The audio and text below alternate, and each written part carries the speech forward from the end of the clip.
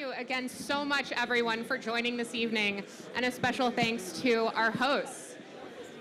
I'll try my best. It's okay. All right, guys, I know we have a lot of excitement in the back. I'm going to ask for your attention for a few minutes. Let's get into it. So for our first question, Lucas, I'm going to kick it off.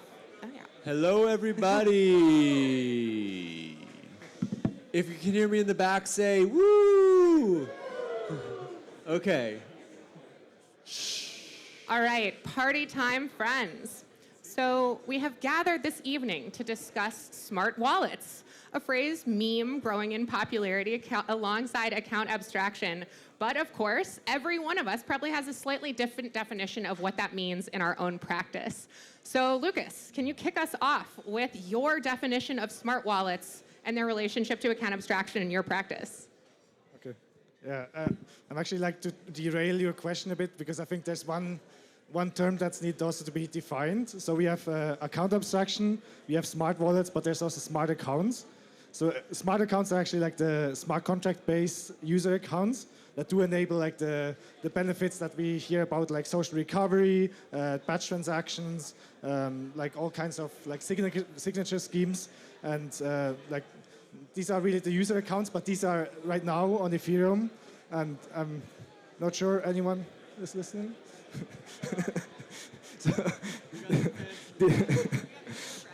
So these are right now on Ethereum. I'm just going to talk louder and louder until everyone in here is going to listen. All right?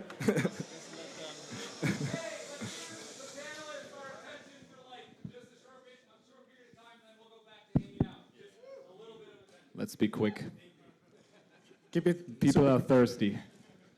All right. So we have smart accounts. These are the user accounts. We have account abstraction. This is really like how do we make smart accounts like first-class citizens in Ethereum. And then we have smart wallets. These are like how do users actually use these smart accounts? Like these can be software wallets or other kind of wallets, like really the user interfaces. And I think these terms are used very interchangeably, but it's actually important that we distinguish them because they have quite some different meaning. Yeah. Awesome, thank you. Yes, always good for us to define our memes, especially as they are evolving in real time. So Hilmar, Gelato is well established in augmenting smart contracts from rebasing stables to petting Avogachis. But in the universe of smarter wallets, what does it mean for apps to have to get smarter? What does it mean for us to contemplate extending smart contract capabilities both in front of the user and from the app side as well? Yeah, so crypto is cool, I think, because first of all, we have non-custodianness, right? So we own our assets. Second of all, it's a fully permissionless open system where we can interact with any sorts of APIs and services. And then three is really we can create these automated processes that just like take our money, and we can define certain rules or intents, and they just sort of magically happen and we don't have to deal with them. But really with like EOAs, what were the standards until today, we really only had like the first two, and then the third one we always had to sort of delegate to other smart contracts. And these smart contracts like owned our assets, and then they can move them around, like always get me the highest interest rates here or there. But now we sort of flip it on the head, and we have smart contract wallets as the place where you can just store your funds, like the safe, for example. Then from your smart contract wallet, you can basically do and define any rules or intents you want to have, and straight from there you can move these assets to different protocols. You can interact with whoever you want. You can trade directly with each other. You don't necessarily need you park your money in other protocols anymore, which is super cool. And when we started Gelato, we actually were a module on the safe. And we thought, hey, why would you build like another protocol? Let's just plug into the safe. Let's just automate these smart contract wallets on behalf of users. But back then it was prohibitively expensive. We couldn't really do it. So we pivoted to building with protocols and their smart contracts. And yeah, now it's finally with like L2s like Base and other cheap networks, it's finally the time to realize that vision of smart contract wallets and making them truly smart. Hear, hear. Yes, so given that it is time, Woo! yes. So Frederic, given your sort of bird's eye view of the landscape, and the fact that we are watching in real time as account abstraction expresses itself in our ecosystem, we're seeing an interesting start to the rollout and implementation of these technologies. Obviously, we've got a lot of enthusiasts of 4337 in the house. What's up, guys? And in addition to that, we're also seeing other models elsewhere in the ecosystem. So 4337 offers a path outside of the EVM, whereas approaches like Starkware kind of break the EVM to enable more native integration. So given the diversity of these approaches, what's an ecosystem to do? Well, I think all of these approaches kind of go into the right direction, right? Basically making things more usable for normal people. Because basically if you look at the products we're building at the moment, they are very much crypto products for crypto users. And I think kind of getting to a point where anyone can use the products that we're building, I think we kind of need to be, we need to have some sort of account abstraction, and I think kind of the pros or cons of each one of these approaches. It's not actually that important. I mean, it feels important to us now, but in the grand scheme of things, it's not important. It's important that we kind of make things usable for regular people and kind of offer a legitimately better user experience than the equivalent Web 2 product, which we kind of can do with self-custody. So that's also kind of the play on Gnosis Pay, right? We all pay literally probably like upwards of 10 times a day for stuff. And in principle, we could actually build it such that you do it self-custodially. I mean, obviously you can say, yeah, we can do that with cash. Obviously you can do it with cash, but basically kind of something that is like cash, but not. So so I think kind of building things that are actually truly usable and don't have this, these are your 12 words, never lose them, never show them to anyone, or all your funds are gone kind of feel to them, because that's not going to fly with kind of the next 100 million people or so. So yeah, actually getting to a point where things are truly usable. And in the end of the day, I'm a techie, but I don't really care about the tech stack that kind of powers it in the end. I just think we need to get there. We need more usability, stuff that does things, and it sounds like we have the right momentum and we're learning the implementation details as we go. So Jesse, Coinbase today often serves as the first stop for many people new to crypto. I'm sure many in this room maybe got their start there as well. So with a suite of experiences from your first centralized exchange account all the way to graduating to your very own EOA, we've got quite a journey mapped out that can continue with account abstraction. So from the base ecosystem perspective, how can account abstraction shorten this user journey to getting people on chain?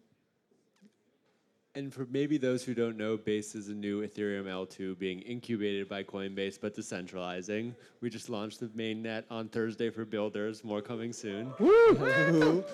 Trying to bring a massive Fortune 500 company on chain, which is a whole thing. I think when we started thinking about like what it would take to get the next billion people on chain, we basically saw that there were three big challenges. One was it's still too expensive, and now we're solving that with Gnosis Pay, L2, with Base, with all the L2s. The second was that we don't have good enough identity tools, and I think Disco's chipping in there. There's a lot of other people who are coming together to make that possible so people can actually show who they are on chain. And then the third was that wallets are way too hard. Just like the threat of being able to mess something up, sorry, of being able to mess something up, like show your seed phrase or lose your wallet and lose all your money, that's like not a viable reality for 99.9% of the people in the world. And maybe like 99.9% of the people in this room, realistically. And so I think from the Base ecosystem, from the Coinbase perspective, our thesis is that we've solved L2s, we are close to solving a bunch of the identity stuff, and the next big challenge is fitting all the pieces together, like Safe, like Gelato, to make it so wallets just work. And you can store all your money, you can store it on chain, and you can have the same peace of mind that you would have if you stored it in a bank account that's protected by the government. But instead of being protected by the government, it's protected by open source software, it's protected by code that you trust and know, and it's protected by decentralization that we all believe in. And so the pieces are here. I think it's about just putting them together. And I think this is the year. It's on-chain summer. Like the world is coming on-chain right now, thanks to all of these people hard work, and it's going to be a crazy next few years of scaling. Y'all heard it here. It's on-chain summer. And as that is heating up, yes. So we got, L2s for days. We are exploring what it means to become an L2, even if you didn't start off as one. So we're seeing all kinds of different chain configurations. And when we think about this multi-chain present and evolving future, that begs the question, like, how does this interact with account abstraction and the way that we are building out this ecosystem? So smart contract wallet usage is pretty commonplace on L1 and is evolving on L2s. But for anyone interested in answering this, how will account abstraction impact the barrier to transacting across chains?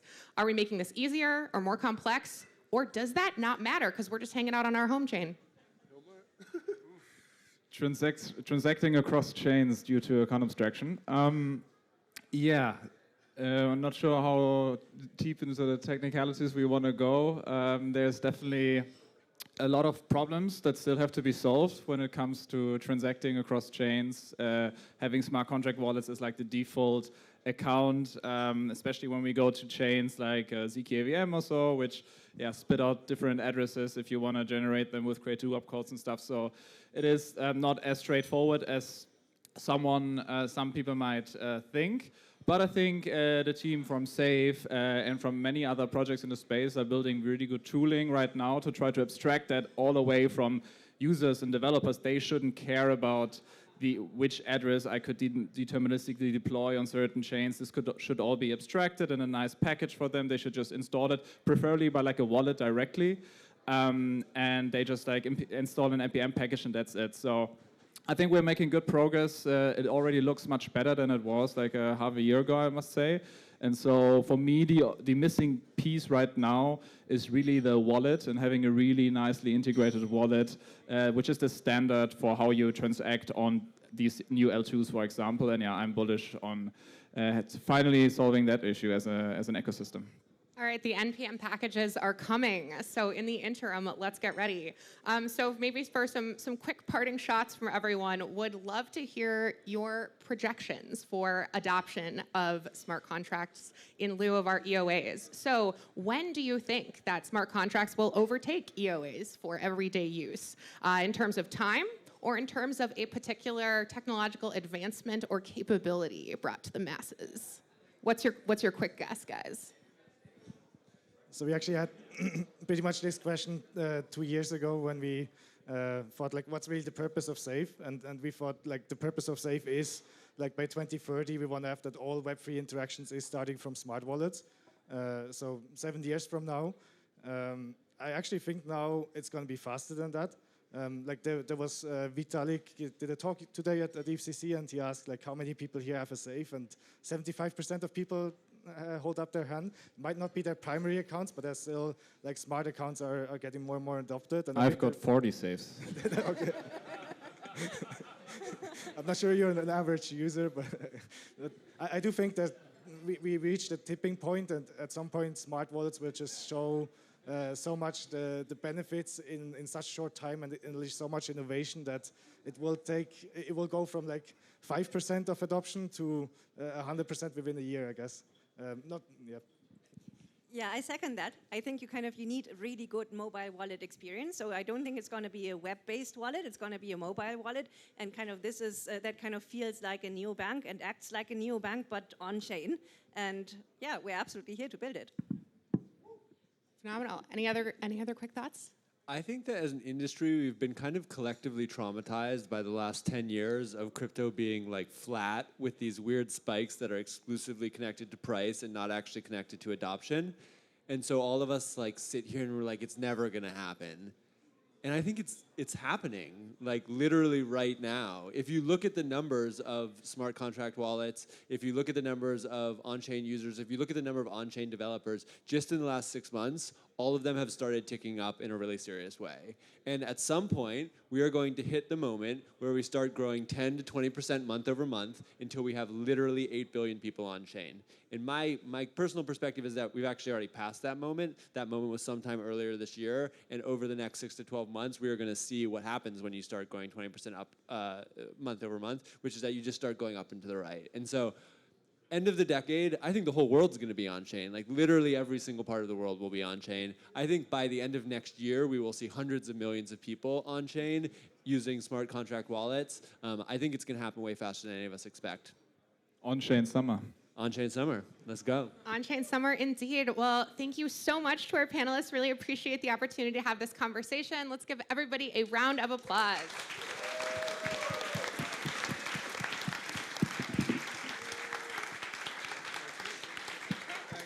Go team. Thanks, everyone.